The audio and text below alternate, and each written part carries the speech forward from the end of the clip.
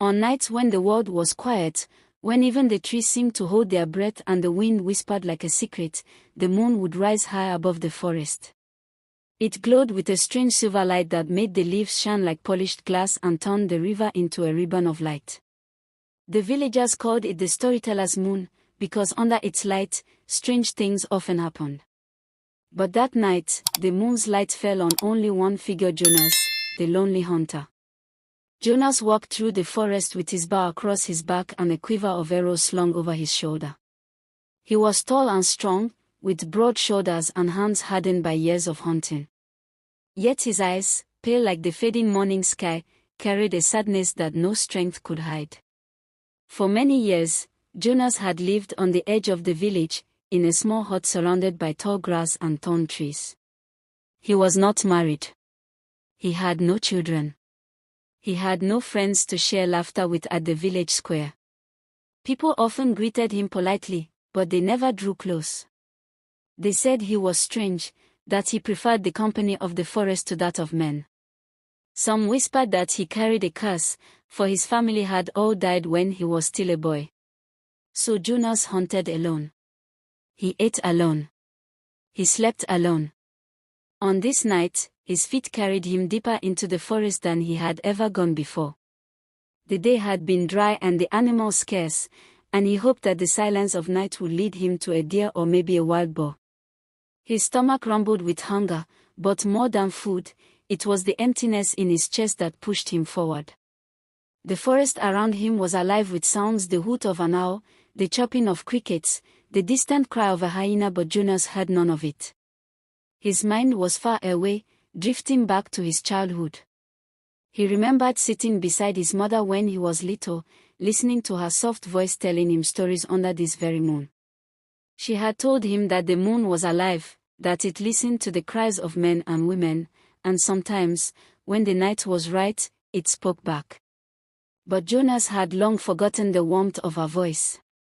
She had died when he was still a boy, followed by his father, then his younger sister. The gods had taken them all, leaving Jonas alone. That was why he became a hunter, because in the forest, loneliness was not strange.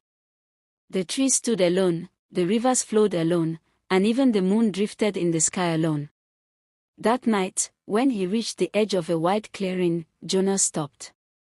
He tilted his head upward. The moon hung above him, enormous and bright, like a silver drum in the heavens. It bathed the earth in light so pure it seemed unreal. Jonas's chest ached, and before he knew it, words slipped from his lips. "Why must I always be alone?" he whispered, his voice shaking. "Why does no one see me? Am I cursed to wander the earth without a friend, without a family, without a soul to care if I live or die?" The words echoed through the clearing. Jonas lowered his head, ashamed, but then something happened that made his heart pound. The moon answered. Its voice was soft at first, like the rustling of leaves in a gentle wind. Then it grew clearer, smooth and calm, like water flowing over stones. "You are not alone, Jonas," the moon said. Jonas froze, his eyes widening. His breath caught in his throat, and for a long moment he thought he had gone mad from loneliness. He turned in a circle, searching the trees, the shadows, anywhere for another human voice. But the forest was empty. Who speaks?" Jonas stammered, gripping his bow with trembling hands. "It is I," the voice replied, "the moon above you. Do not be afraid. I have watched you all your life, Jonas. I have seen your sorrow. I have heard the silence that wraps around you like chains. Tonight, you spoke to me, and so I have chosen to speak back." Jonas stumbled backward, his knees weak. His mind screamed that this could not be real, but his heart wanted to believe.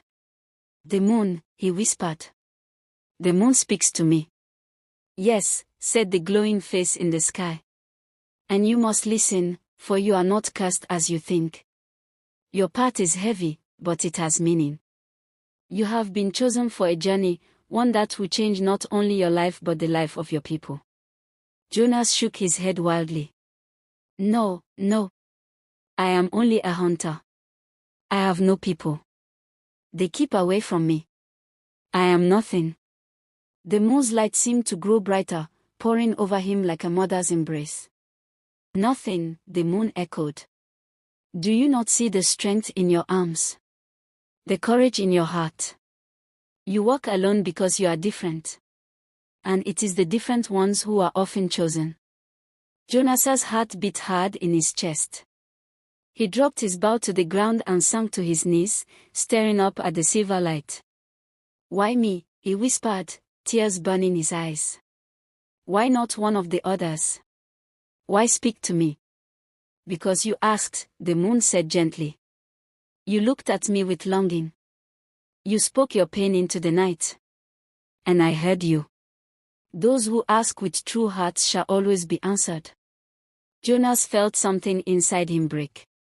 For the first time in many years, tears slid down his face.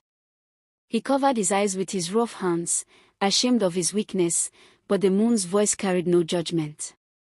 Rise, Jonas, it said. Do not bow to loneliness any longer. There is a destiny waiting for you. But first, you must prove yourself worthy. Jonas lifted his head slowly, his face wet, his voice hoarse. Prove myself. How? The forest around him went utterly silent.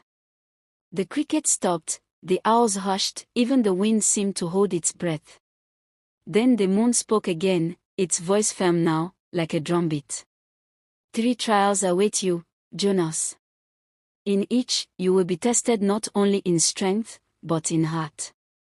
If you succeed, you shall never be lonely again. You will find not only companionship but also a place among your people. But if you fail, you shall remain in shadows, wandering the earth alone until your last breath. Jonas's blood turned cold. His hands clenched into fists, and yet, in the depth of his fear, a spark of hope flickered. Could this truly be his chance? Could the gods or the moon itself be offering him a path out of his misery? He swallowed hard and raised his voice. Then tell me what I must do. Tell me the trials, and I will face them. I have nothing left to lose. The moon's light seemed to smile. Very well. Your first trial begins at dawn. When the rooster crows in your village, you must leave the forest and walk to the river that runs beyond the hills. There, you will meet a stranger. This stranger will ask you for something precious to you. If you give it freely, you will pass the first trial. If you hold back, you will fail.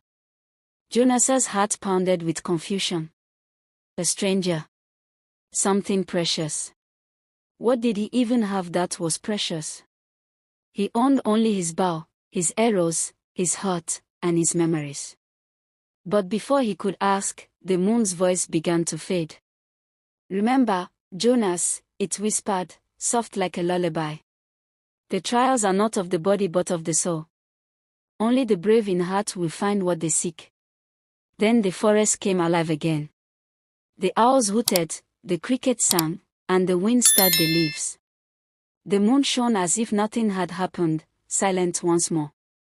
Jonas knelt there in the clearing, staring up with wide eyes.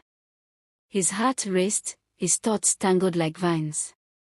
He wanted to believe it was a dream, but the weight of the words pressed upon him too strongly. The moon had spoken to him. It had chosen him. He wiped his face, lifted his bow from the ground, and whispered, I will not fail. I will not live alone forever. If the moon has chosen me, then I will prove myself. And so, as the first night of his strange destiny came to an end, Jonas the lonely hunter walked back through the dark forest, his steps heavy with both fear and hope. The moon followed him with its silver eyes, watching, waiting, as if it already knew how the story would unfold. Was gone, as if he had never existed.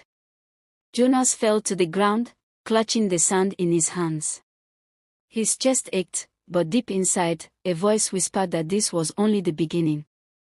He had passed the first trial. 2 more still waited. He raised his head, staring at the bright morning sky.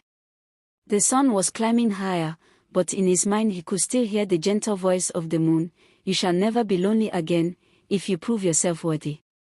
Jonas wiped his face and whispered, "I will not stop. I will finish what I started." And so, with empty hands but a determined heart, the lonely hunter rose from the riverbank and prepared to face the second trial. The rooster crowed. Its sharp call cut through the silence of dawn, echoing across the village rooftops. The sound rolled over the fields, bounced off the tall palm trees, and even reached the lonely hut on the far edge of the settlement, where Jonas lay awake on his raffia mat. He had not slept a single breath that night. His eyes had remained wide open, staring at the thatched roof above him while the words of the moon circled endlessly in his head. 3 trials. A stranger. Something precious. Give it freely, or remain cursed with loneliness forever. Jonas sat up slowly, his heart pounding like a drum. The hut was quiet except for the chirping of early birds outside. The air carried the smell of dew, damp earth, and smoke from distant cooking fires. Villagers were already rising to begin their day, but Jonas felt set apart from them all, as if he carried a secret too heavy for any other man to understand. He rose to his feet and looked around the hut. It was bare, as it had always been. A clay pot in one corner, a bundle of dried herbs hanging from the rafters, a warm bar leaning against the wall, and a few arrows in a quiver. Nothing in his life was rich or abundant. Nothing except his memories and his bow. His bow. It was the one thing he cherished most. His father had carved it for him when he was still a boy, guiding his small hands over the wood, teaching him how to string it tight, how to pull, how to release. It was the last gift his father had given him before the sickness carried him away. Jonas had kept it safe all these years, polishing it with oil, repairing the string when it wore thin. It was not just a weapon, it was a piece of his family, a memory of the father he had lost. Could this be the precious thing the moon had spoken of? Would he be asked to give it away? His chest tightened at the thought. To lose the bow would be to lose the last bond with his father. And yet, the moon's voice echoed again in his head, "If you give it freely, you will pass the trial. If you hold back, you will fail." Jonas picked up the bow, running his rough fingers along the smooth wood. His hands trembled. He slung it across his back, grabbed his quiver, and stepped outside. The village was stirring with life. Women carried clay pots on their heads, going to the stream. Men walked toward the fields with cutlasses and hoes. Children chased one another in the dust, laughing with freedom Jonas had long forgotten. A few villagers glanced at him, but their eyes quickly turned away, as they always did. They saw him only as the silent hunter, the man who lived apart, the shadow who walked among them. Jonas kept his gaze low and walked past them, heading toward the hills. The sun was just beginning to rise, painting the sky with streaks of gold and red. The air grew warmer as he climbed the slope, and soon he stood on the ridge where he could see the river glistening below like a silver snake winding through the land. The river. The place of his first trial. Jonas descended the hill carefully, his heart thundering in his chest. Every step felt heavier than the last. The moon had promised that a stranger would be waiting, but the thought of meeting someone who would demand something precious from him filled him with dread. When he reached the riverbank, he stopped and scanned the area. The water flowed gently, carrying leaves and sticks downstream. Birds swooped low to drink, and frogs croaked among the reeds. But at first, Jonas saw no one. Then, as he turned his gaze downstream, he spotted a figure sitting on a large rock by the water's edge. The figure was cloaked in white. The cloth shimmered faintly in the morning light, as if it had been woven from moonbeams themselves. The stranger's head was bent, and in their hands they held a long staff carved with strange markings. Jonas froze, his breath catching. He had never seen anyone dressed like this in his village, nor in any neighboring village. His first thought was that this must be a spirit, a being not of flesh but of the other world. Fear gripped him, but curiosity pushed him forward. He stepped closer, his footsteps crunching softly on the sand. The stranger lifted their head. It was a man, an old man, with hair as white as ash and eyes as pale as the morning sky.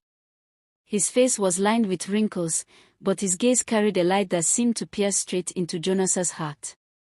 "You have come," the old man said, his voice calm and deep, like the river itself. Jonas swallowed hard. "The moon, it told me I would meet someone here."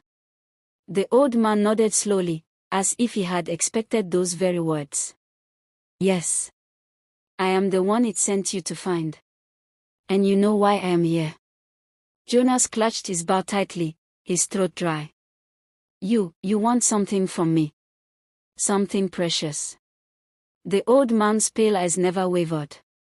He raised a hand, pointing at the bow on Jonas's back. "That is what I ask for. Your bow." Jonas's heart twisted painfully. His hands shook as he held the bow before him. The wood seemed to burn in his palms, not with fire, but with the weight of memory. He saw his father smile.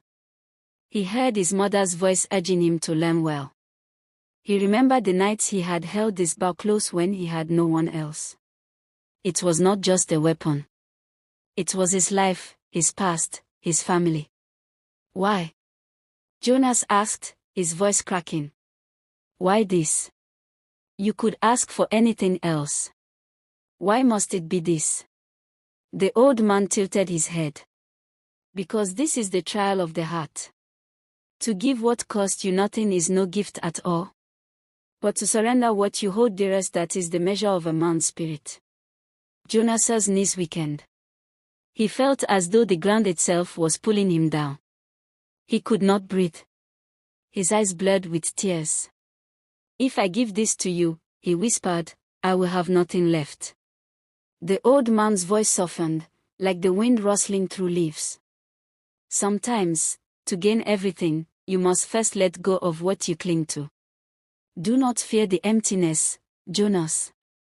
Beyond it waits something greater." Jonas looked down at the bow. His father's gift. His one comfort in a lifetime of loneliness. Could he really give it away? If he held back, the trial would be lost. The moon had warned him. But if he gave it, he would be cutting the last thread that tied him to his family.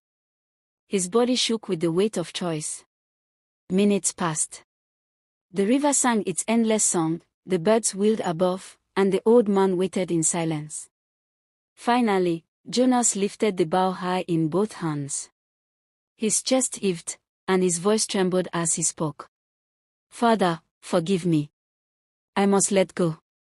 And with that, he held the bow out to the stranger. The old man's pale eyes softened with something like pride. He reached forward and took the bow gently, as though it were more precious than gold. The moment his hands touched it, the air around them seemed to shimmer, and Jonas felt a strange weight lift from his shoulders. "You have done well, Jonas," the old man said, his voice strong. "You have passed the first trial." Jonas collapsed to his knees, tears spilling freely down his face. He felt hollow, as if someone had reached into his chest and taken out a piece of his soul. Yet at the same time, deep within that emptiness, a small flame of hope began to glow. The old man stood, leaning on his staff. "The path is not over. 2 more trials await you, each harder than the last. But remember this, Jonas, what you have given up will not be lost forever. One day, it will return to you in a form greater than you can imagine." Jonas lifted his tear-streaked face. "What do you mean?" he asked hoarsely. But the old man only smiled, and in that moment, a strange thing happened. His body shimmered like mist in the morning sun. Slowly, piece by piece, he faded into the air until nothing remained, not the staff, not the white cloak, not even the bow. Jonas gasped, stumbling forward. "Wait, the bow, give it back," his cry echoed across the riverbank, but only the sound of rushing water answered him. The stranger. Jonas walked away from the river with heavy steps. His back felt bare without the bow slung across it. For years, He had never gone anywhere without it. It had been his shield, his companion, his memory of his father. Now the space felt empty, like a wound carved into his soul. The path back toward his hut seemed longer than usual. Every tree looked taller, every shadow darker. His hands twitched at his sides, aching for the familiar weight of the bowstring, but there was nothing to grasp. And yet, as he walked, he noticed something strange. The forest seemed to hum around him. The leaves rustled not with the usual randomness of the wind, but with a rhythm, almost like they were whispering encouragement. The birds sang louder, their songs carrying a kind of brightness that eased the tightness in his chest. Even the sun, breaking through the canopy, felt warmer on his skin than it had ever felt before. Jonas could not explain it, but he sensed that the moon had not abandoned him. Though the bow was gone, something unseen had taken its place inside him, a spark of strength, a quiet voice telling him to keep moving forward. By the time he reached his hut, the sun was high in the sky. The village bustled with life, men walking in the fields, women pounding yam, children splashing at the stream. Jonas passed them silently, as always. They gave him curious looks, for he carried no weapon, but none asked questions. He slipped into his hut and sank onto the raffia mat, exhausted. That night, when darkness fell and the moon rose bright and full again, Jonas stepped outside and looked up. "I did as you asked," he whispered into the glowing light. "I gave away what was most precious to me." The old man took it and vanished. "I have nothing now." The moon's voice floated down like a soft breeze. "You have more than you think, Jonas. You gave away your bow, but in doing so, you gained courage. The first trial was not to break you, but to free you. You no longer carry only the past, you carry the strength to face what is ahead." Jonas's throat tightened. "Then what is ahead? What is my next trial?" The moon seemed to pause, its light flickering across the land. Then it said, "Tomorrow, you must return to the forest. Go deep, deeper than you have ever gone before, until you reach a clearing where the air is still. There, you will meet someone in need. If you can give them what they truly need, not what you think they need, you will pass the second trial." Jonas frowned. "Someone in need? But I have nothing left. What can I give?" The moon's voice was calm, steady. "You have more to give than you know. Remember this, the greatest gifts are not carried in hands, but in the heart." Then the night grew quiet again. Jonas lay awake with the words echoing in his head, not in hands, but in the heart. When dawn came, he set out with only his feet and his will. The villagers watched him as he walked past, empty-handed, and some even whispered. "The hunter has lost his bow," one said. "He is nothing without it." Jonas heard, but he did not turn. He kept walking, his eyes fixed on the forest. The deeper he went, the quieter it became. The usual chatter of monkeys and the rustle of antelope faded. Even the wind seemed to hold its breath. Jonas pushed through thick brush, climbed over roots, and waded through shallow streams until finally, he reached a clearing unlike any he had seen before. The air there was strange, still and heavy, as if the world itself was waiting. At the center of the clearing sat a woman. She was young, with golden hair tangled around her face, her dress torn and dirty. Her bare feet were scratched, and her hands trembled as she clutched a small bundle wrapped in cloth. Jonas's eyes widened when he realized the bundle moved. It was a baby, its cry thin and weak. The woman looked up as he stepped into the clearing, her eyes red from tears. "Please," she whispered, her voice breaking. "Please, help me." Jonas froze. He had never seen her before. She was not from his village. Her skin was pale, her clothing of finer cloth than the rough garments his people wore. She looked like someone who had lost her way, someone far from home. He approached cautiously, kneeling a few steps away. "Who are you? How did you come here?" She shook her head, her tears spilling. I was traveling with others. We were attacked by wild beasts. I ran, carrying my child, but I became lost. I have no food, no water, and my baby," her voice cracked as she looked down at the child, whose breathing was shallow. "He will not survive the night if I cannot find help." Jonas's heart clenched. He looked around desperately, but he had nothing, no food, no water, not even his bow to hunt with.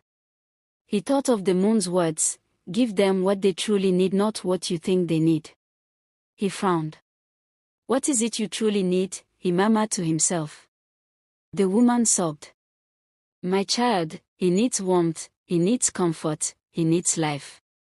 Jonas swallowed hard. He had nothing to give. Nothing in his hands. But perhaps the moon had been right. Perhaps the gift was not in the hands, but in the heart. He stepped closer, gently reaching out. "May I hold him?" he asked softly. The woman hesitated, her eyes wide with fear, but something in Jonas's face made her trust him.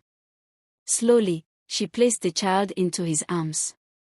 Jonas had never held a baby before. His rough hunter's hands seemed too clumsy, too strong. Yet as he cradled the tiny body against his chest, something stirred deep inside him. A warmth he had not felt in years, a memory of his mother's gentle touch, a longing for the family he had lost. The baby whimpered, and instinctively, Jonas began to hum. It was not a song he knew, but a low, steady tune that rose from the depths of his soul. His voice was rough, but the melody wrapped around the child like a blanket. Slowly, the baby's cries quieted, its breathing deepening until it drifted into sleep.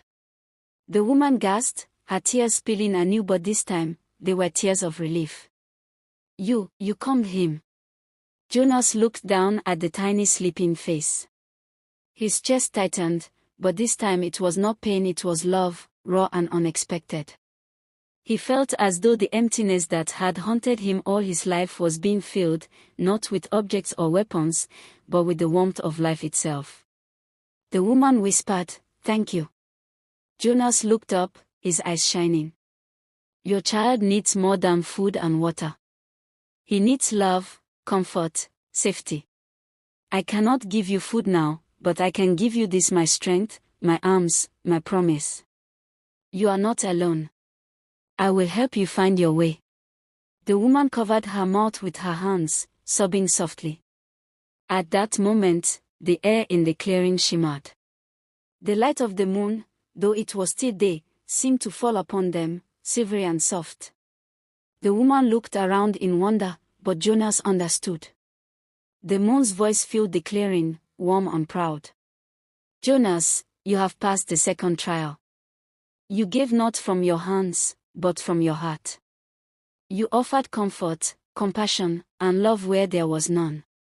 That is the greatest gift of all." Jonas's eyes stung with tears. He held the baby tighter, his chest swelling with pride and wonder. For the first time, he did not feel like a lonely hunter. He felt like something more, like a protector, a brother, maybe even a father.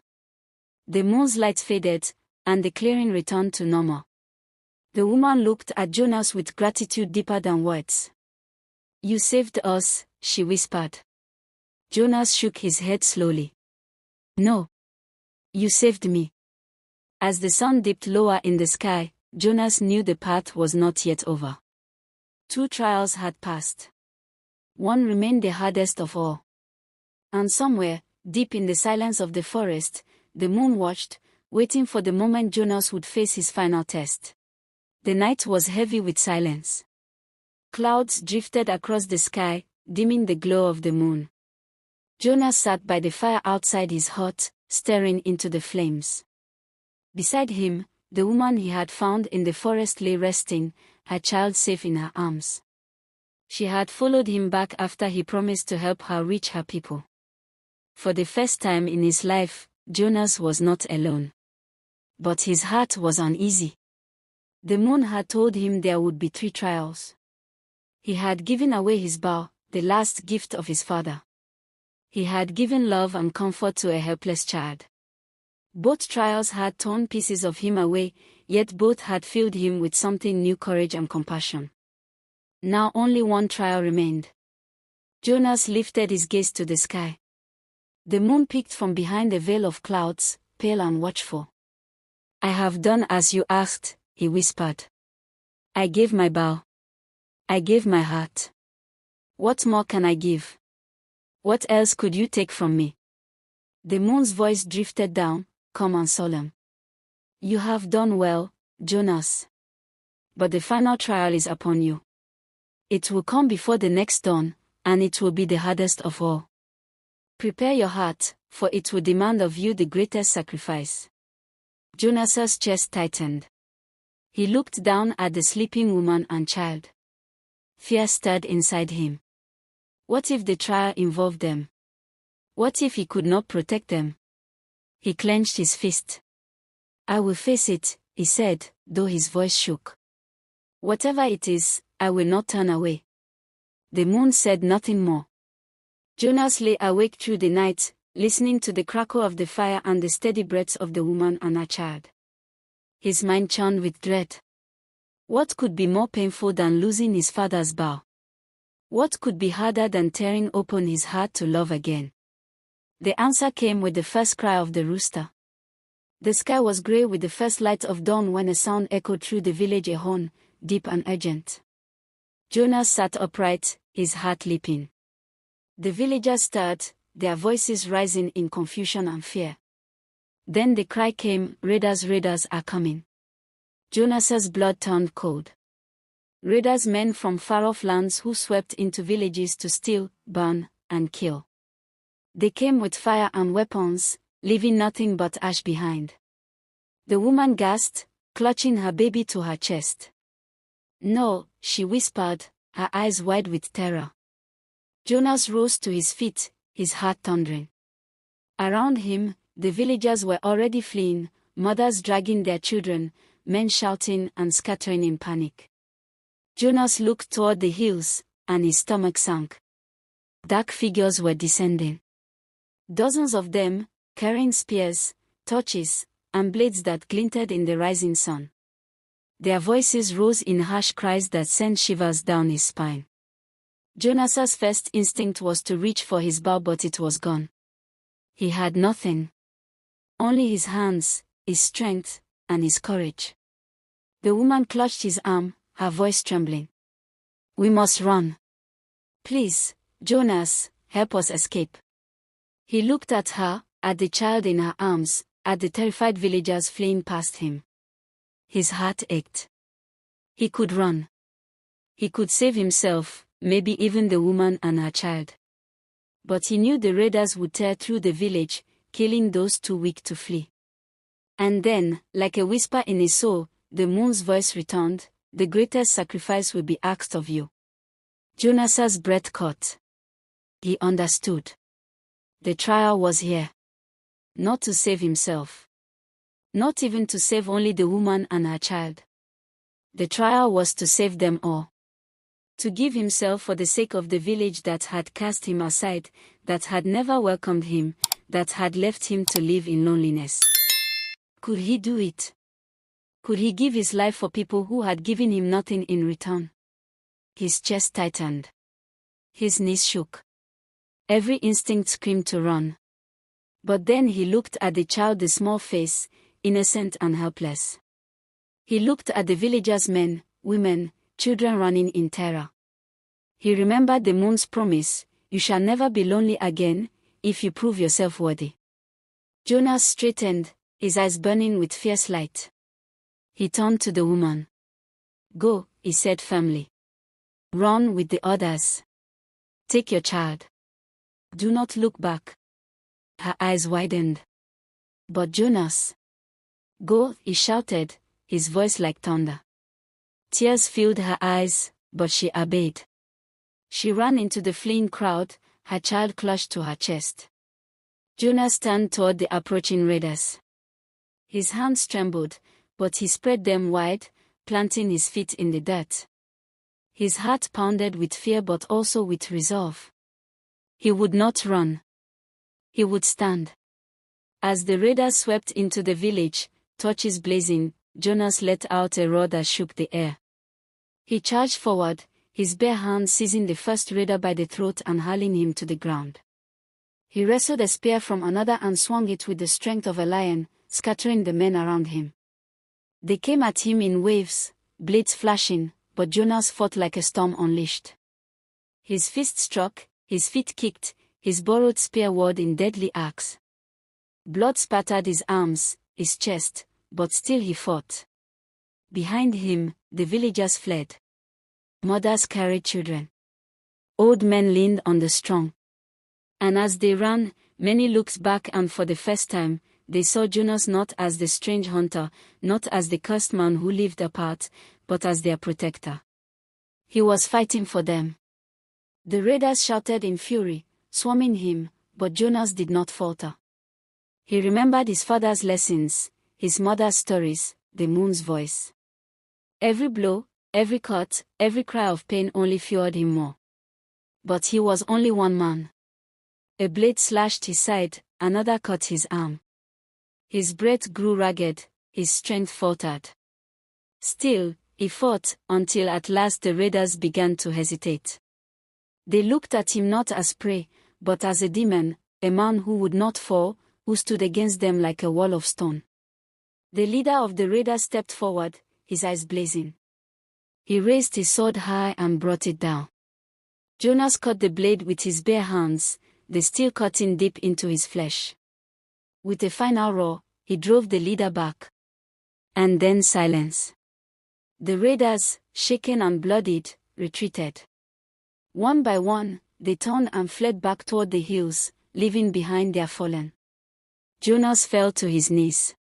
Blood dripped from his wounds, staining the earth. His vision blurred. He had done it. He had given everything. The villagers, who had stopped at a distance, now came running. Men, women, and children gathered around him, their eyes wide with awe and tears. For the first time, they reached for him not with suspicion, but with gratitude. Jonas, one whispered, kneeling beside him. You saved us. Another pressed a hand to his shoulder. You are one of us. No, you are our protector. Jonas smiled faintly, his strength fading. No longer alone, he whispered. At that moment, the moon's light broke through the clouds, falling upon him like silver rain. Its voice filled the air, clear and powerful. Jonas, you have passed the final trial. You gave the greatest gift of all, not your bow, not even your comfort, but your very life for others. In this, you have proven yourself worthy. You shall never be lonely again. As the moon's light bathed him, Jonas felt warmth flooding his body. His wounds closed, his pain eased. His breath steadied. He opened his eyes, and the villagers gasped.